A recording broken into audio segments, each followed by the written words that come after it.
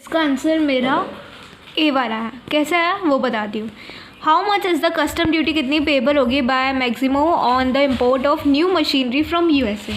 तो कैसे कंप्यूट किया था मैंने, as per the given data हमें जो भी दिया था, कहाँ गया ये रहा। तो हमें जो दिया था उसके अकॉर्डिंग हमें ये दिया था, हमें नेगोशिएटेड प्राइस।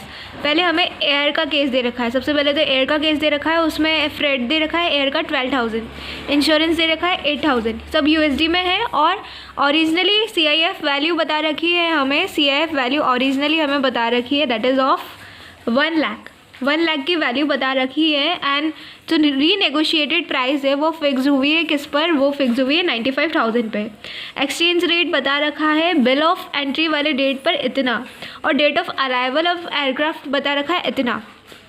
तो हमें एक्सचेंज रेट जो है वो लेना होता है बिल ऑफ एंट्री डेट वाला। और जो रेट जो है हमें लेनी होती है, जो बीसीडी रेट जो रेट है, जो सीबीआईसी वाली जो रेट होती है वो हमें लेनी होती है डेट ऑफ एंट्री और date of arrival. Bill of entry और अराइवल वाली डेट जो भी दोनों में से लेटर होती है, तो मैंने अकॉर्डिंगली 10% ली।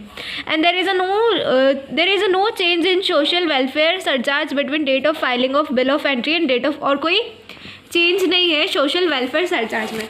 तो अकॉर्डिंगली मैंने कैसे कंप्यूट किया था, मैंने इसमें अपन को रीनेगोशिएटेड प्राइस लेनी होती है। नेगोशिएटेड प्राइस लेनी होती है, देखो यहाँ से भी हमें पता चल जाएगा कि यहाँ हमें नेगोशिएटेड प्राइस लेनी होती है। ये रिद्धि पागमार मैम का क्वेश्चन बैंक है, और यहाँ पे भी इन्होंने क्या कर रखा है, यहाँ पे नेगोशिएटेड प्राइस ले रखी है। तो अकॉर्डिंगली मैंने भी नेगोशिएटेड प्राइस ली थी, तो मैं आपको यहीं पे सॉल्व करके बता देती हूँ। दैट इज़ मैंने नेगोशिएटेड प्राइस ली थी, नेगोशिएटेड सीआईएफ ली थी एक्चुअली में, तो वो थी हमारी 95,000,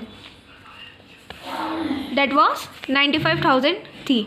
उसके बाद इसमें से मैंने सबसे पहले हमें एडजस्टेड एफओबी निकालना होगा, तो मैंने इसको डिडक्ट किया था कि हमारा एयर से फ्रैट कितना आ रहा है वो, और एक्चुअल जो इंश्योरेंस है हमारा वो, दोनों मैंने डिडक्ट कर दिया था। ये सारा जो डेटा है वो यूएसडी, जिस भी करेंसी यूएसडी में ही चल रहा है।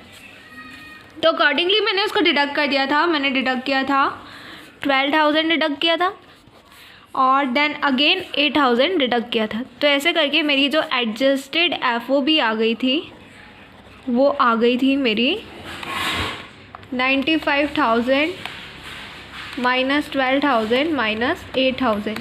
तो ऐसे करके मेरी एडजस्टेड एफओबी 75,000 आ गई थी।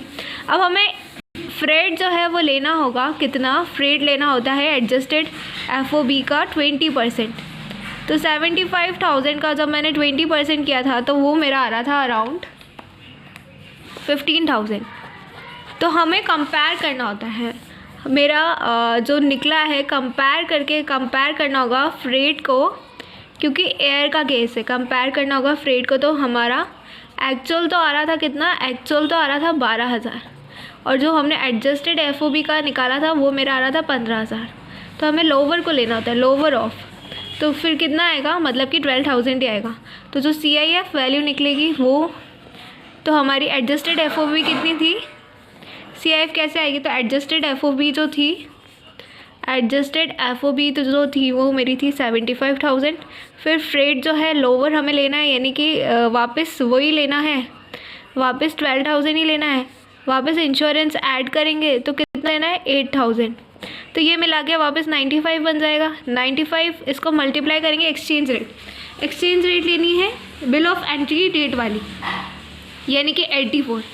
तो 95,000 को आप मल्टीप्लाई कर दीजिए विथ 84। यहाँ पे बहुत ज़्यादा कंजस्टेड हो गया, मैं यहाँ कर लेती हूँ।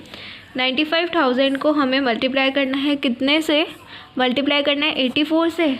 तो मेरा 95,000 मल्टीप्लाई 84 किया तो मेरा आया था 79,80,000। इस पर मैंने बीसीडी लगाई 10%, क्योंकि date of entry, bill of entry और अराइवल जो भी लेटर होता है, तो मैंने अकॉर्डिंगली 7,98,000 लगाए। अब इसमें बोला है कि सोशल वेलफेयर सरचार्ज में कोई चेंज नहीं है, तो हमें बीसीडी का 10% लगाना होता है सोशल वेलफेयर सरचार्ज। तो ये मेरा आया था 79,800। तो अकॉर्डिंगली मेरा आंसर आया 798 दिस एंड दिस प्लस, तो मेरा आंसर आया था 8,77,800। तो मेरा डायरेक्टली आंसर आ रहा था 877,800। तो मैंने क्या किया कि जो हमारी फाइनली जो CIF वैल्यू 10% BCD लगाया और BCD का 10% सोशल वेलफेयर सरचार्ज लगाया। तो अकॉर्डिंगली मेरा आंसर है 877,800 और ये मुझे ऑप्शन 1 में मिला। ये मुझे मिला ऑप्शन नंबर 1 में। तो please comment in the comment section कि आपका आंसर भी यही आ रहा है, और अगर नहीं आ रहा है तो then please comment in the comment section कि आपका क्या आ रहा है और उसका रीज़न क्या है। और अगर यही आ रहा है तो gives a thumbs up so that I can relate कि हाँ आंसर यही है। ऑलराइट।